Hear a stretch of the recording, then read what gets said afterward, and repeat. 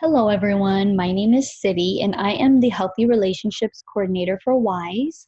And we are on our workshop number 5 out of our 7, and it is part of our 7-day workshop program revolving around healthy relationships and sexual violence prevention. In our last and previous workshops, we were focusing a lot on healthy relationships and what is or isn't a healthy relationship, and learning to tie different emotions to different situations, and really just to become aware of the relationships that you have in your life and the relationships that you have with yourself. But the last 3 workshops, we are going to be focusing on a lot of content revolving around sexual assault, sexual violence, and abuse. And this will be a lot of education around that and a lot of prevention practices. And the objectives for this workshop today is for the participants to have a general understanding on what sexual assault is, looks like, and feels like. And when I say feels like, it means what kind of emotions come up for them after something that traumatic happens to them. And so it ties into our second objective, which is to tie the emotions and symptoms to sexual assault and abuse, and understanding and learning to process those feelings and emotions, and knowing when something isn't right. And the third one is really to understand consent and the legalities of consent.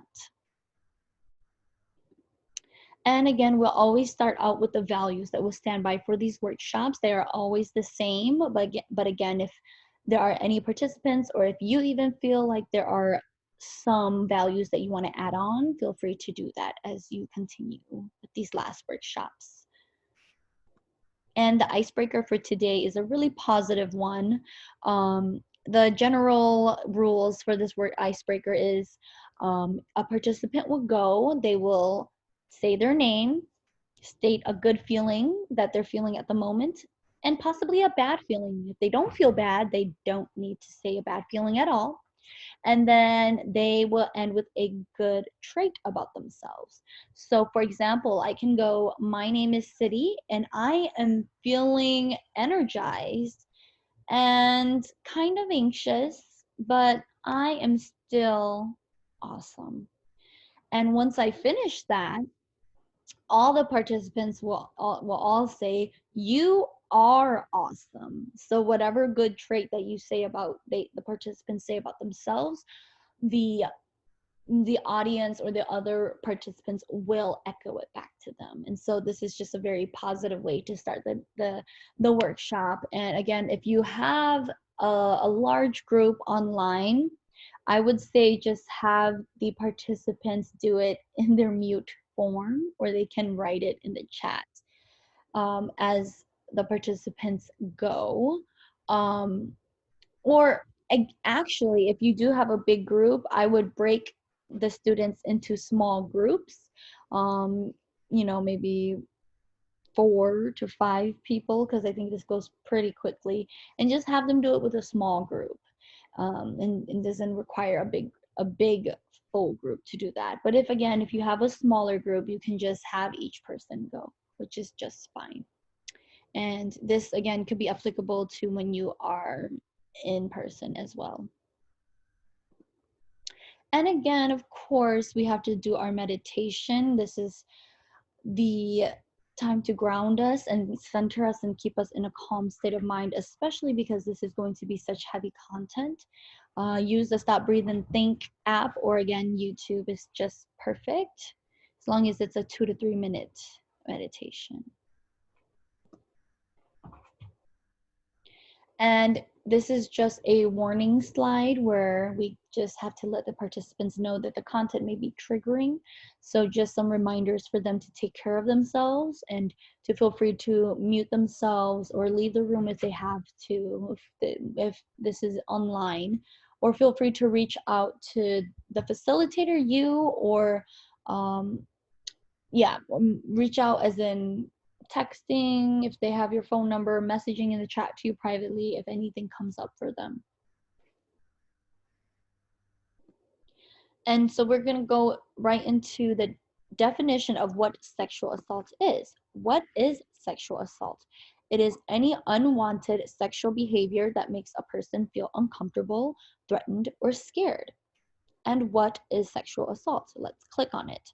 Sexual assault includes any physical contact over or under clothing, forcing someone to watch pornography or view nude photos, forcing someone to undress or send nude photos via text, messaging, anything through social media, convincing or manipulating someone to have sexual contact. So convincing means trying to persuade someone very heavily, trying to use specific words, or guilting, because we learned about this in the unhealthy relationships about manipulating, and how that they can say certain things to make you feel guilty or feel like it's your duty or your obligation to do something for them. And it can happen once or many times. And sexual harassment, the definition of that is it is unlawful to harass a person because of the person's sex, and it includes sexual harassment of any unwelcome sexual advances, requests for sexual favors, or other verbal or physical harassment. So some examples of sexual harassment can be if a boss there is a power imbalance there already, that they are your boss and you are supposedly supposed to respect your boss when they're trying to get you to go on a date with them, or trying to ask for different sexual activity or sexual favors for you, just to so they can promote you, or will demote you if you don't go on a date with them. So those kind of things are sexual harassment in the workplace. And this could definitely happen between students as well too, calling students different names, and physical harassment as maybe slapping someone's behind, or touching them inappropriately. That is sexual assault and sexual harassment as well. Who the perps may be, the perpetrators can be really anyone, because they look just like you and I. They look normal, they look regular, and that's why it's sometimes so hard to spot, because they could be a family member, a friend, neighbor, a teacher, a coach, pastor, priest, doctor, classmate, someone you just met, a friend of a friend. The abuser can be male or female or non-identifying, or any kind of gender identity. And yeah, it's not this isn't really to make the participants feel a distrust for everyone, but just to bring them to an awareness that it can be anyone. And that's why it's very important for them to understand and be educated around this, if they start to see signs. And it is never your fault, no matter what. How can sexual assault or abuse make a person feel? Let's go back to referring to our emotions that we looked at in the first workshop. What are some things that a person can feel if something of that experience happens to them?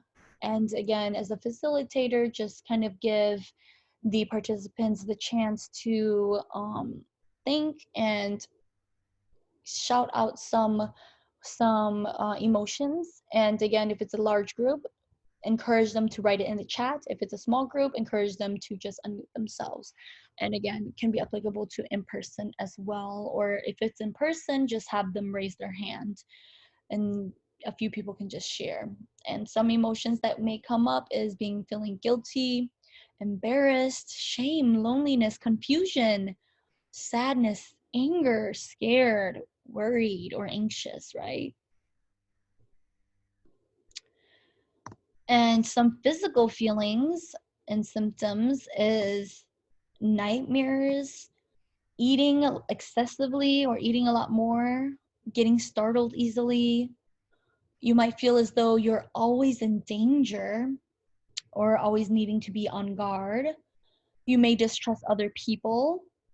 You can start forming depression, have difficulty concentrating, because sometimes when people experience something like that, it's so hard to not stay in that place of shame and guilt, or even reliving that memory if anything comes up or triggers for them.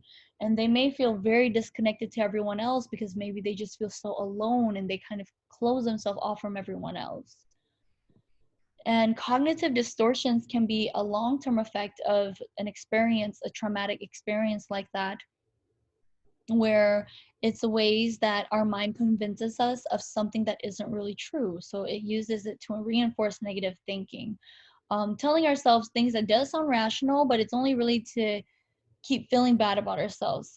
And some examples are, if I always fail when I try something new, I therefore fail at everything. And it's just very black and white thinking, and it really impacts your self-esteem and your self-confidence in yourself. Other examples are, I must be a complete loser or a failure, overgeneralizing. Just because when something like that does happen to you, it can really affect your sense of self and of who you are. And um, people can become very down and angry about themselves. And just because they do things to make you happy, them as the perpetrators or the people who has done harm, it doesn't mean what they are doing is right. It's not. And this is a very important message, because sometimes it can get very confusing if it's someone that you do trust and love or look up to. And, after something like that happens, they may try to continue to be nice to the person who's gone through this experience, or they may try to cover it up by buying things or saying things or apologizing. And it's not okay. And doesn't just because they try to do things to make you happy to really confuse you, um, just know in the gut that it is not right.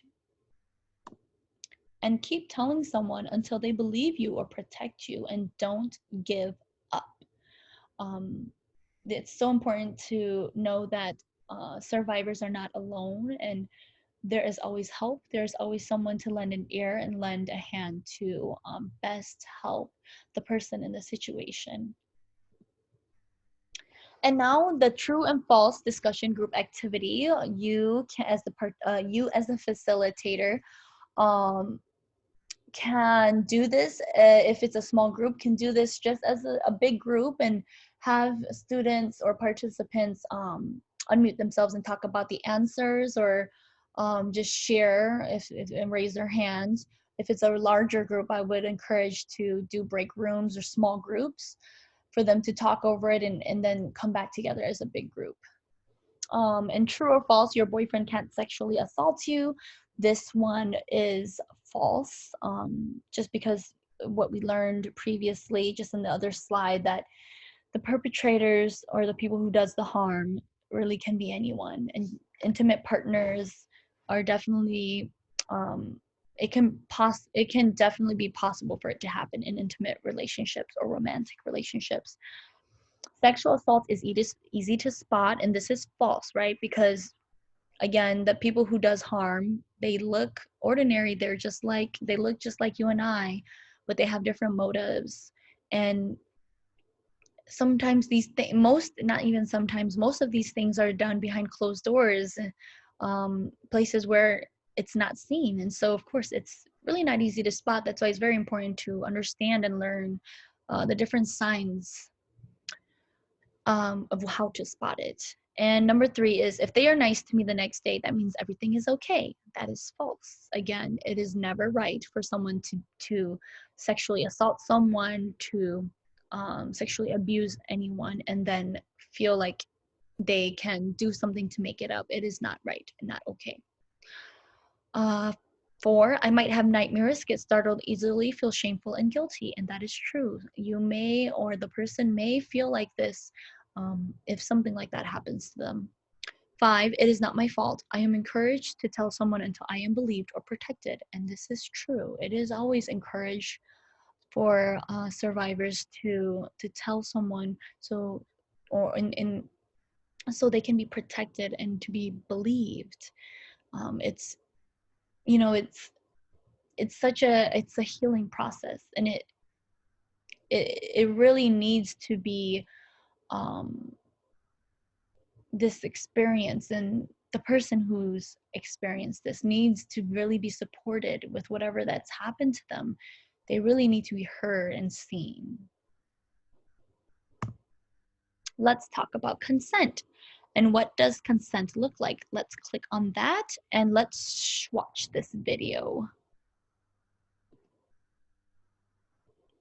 Hi, I'm here and I'm trying to figure out what consent really is and how to get it right. Hey, can I borrow your phone? No. Foiled. Hey, can I have your phone? No. Damn. Hey, give me your phone. Victory. Was that consent? No, that was coercion. Consent must be voluntary. Jonathan? Yeah? Hey, can I borrow your phone really fast? No. Okay, great. How about now? No, clearly he was incapacitated and could not give consent. Hey, can I borrow your phone? He didn't say no. Did I get it right? No, two negatives do not make a positive. The absence of no does not mean yes. Hey, can I borrow your guys' phones? Yeah, sure. Why? What do you want it for? It's okay. Don't worry about it. I'm sure it's fine. Just give it to her. Tell me I'm good. Phones make things complicated. Looks like the middle person was intimidated. Sorry, no go. Oh.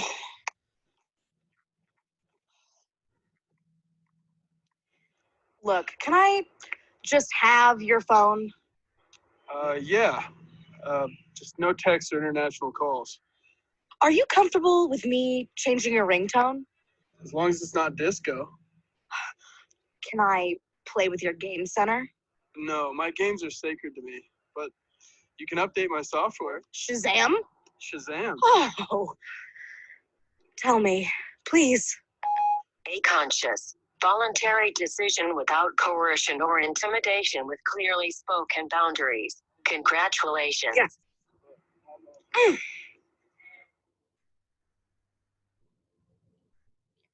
All right. So what does consent look like? As the video showed, in a very relatable and interesting way, but still was able to carry the point across. It means to actively give your permission or your agreement for something, or for someone to do something to you, for you, or with you. And it must be voluntary, meaning without someone trying to manipulate, force, or pressure, or threaten you heavily at all, or pressure you very heavily. It has to be active, meaning silence is not consent, and not saying no is not consent. And again, being active means verbalizing that yes, it is okay. Nodding the head verbally, and verbally saying that you agree with what's going to happen. Sexual consent is an agreement to participate in sexual activity. So again, has to be voluntary, and active mean verbally saying that you want to partake in the activity. And so one would have to be honest with their partner about what they want and don't want. And so that means, again, when it comes to healthy relationships, referring it back to the previous workshop that we've used, having respect for each other and to set personal boundaries and respecting one another, checking in if things aren't clear. Both people must agree to have sex every single time. And without consent, sexual activity, any sort of sexual activity, whether it's some sort of sexual contact, oral sex, genital touching, or intercourse or sex, is sexual assault or rape. Oh.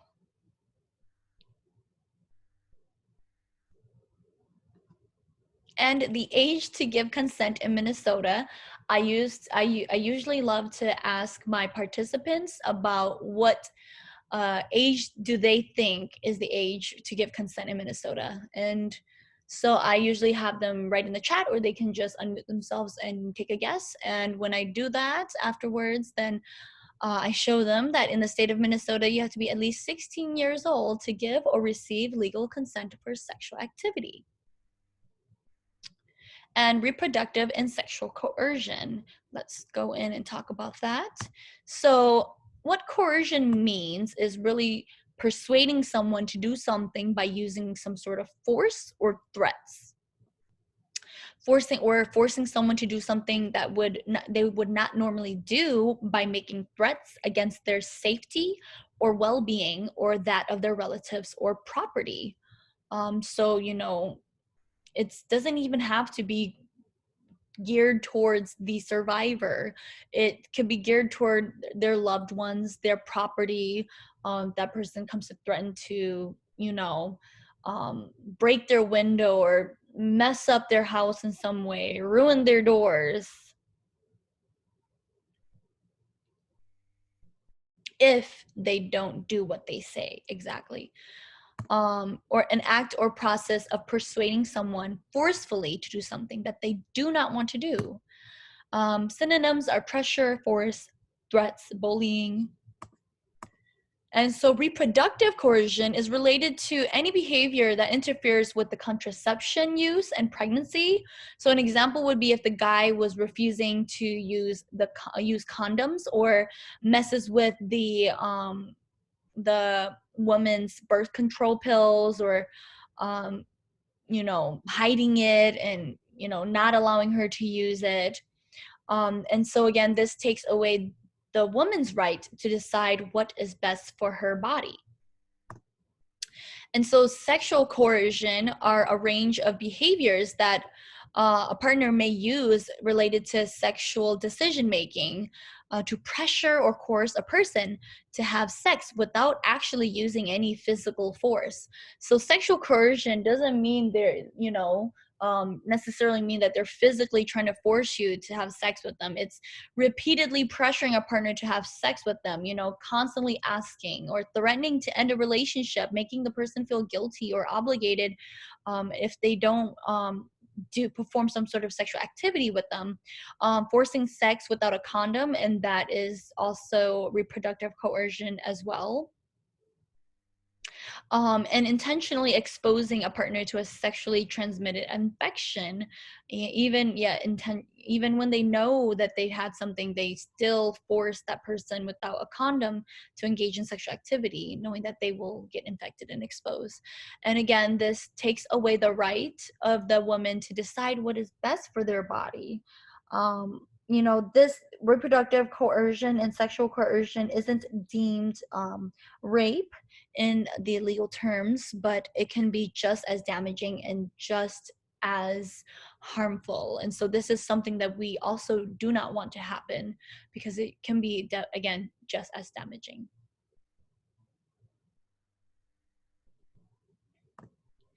And just a reminder that it is not your fault if anything has happened to you. If you feel like you want to blame yourself if an experience like that happened to you, just remember it is not your fault.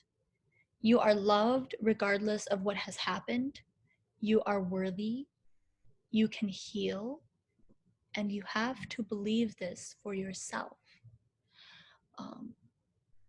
This is just an amazing reminder that no matter what has happened in a person's life, whether they have gone through an experience like that of an sexual assault experience, whether it happened once, whether it happened many times, the distrust and the pain that they feel about themselves, and maybe the shame that makes them feel unworthy, unable to move forward, feeling like they do not want to stay in their body or be within their body because of all the pain that they've endured with the experience. They have to remember that no matter what has happened in their past, it's never their fault, and they are loved no matter what. and they have the ability to heal. And I usually like to end this session with just a really quick meditation, like a 1-minute meditation, just kind of to allow the heaviness to leave their shoulders and their heart, and kind of ground themselves um, in strength and love and healing, kindness, just to kind of be able to allow the participants to leave more at peace, even though all of the information said was very heavy. It's just a really great way to end this workshop. And so that is the end of the workshop, and I will see you in the next one.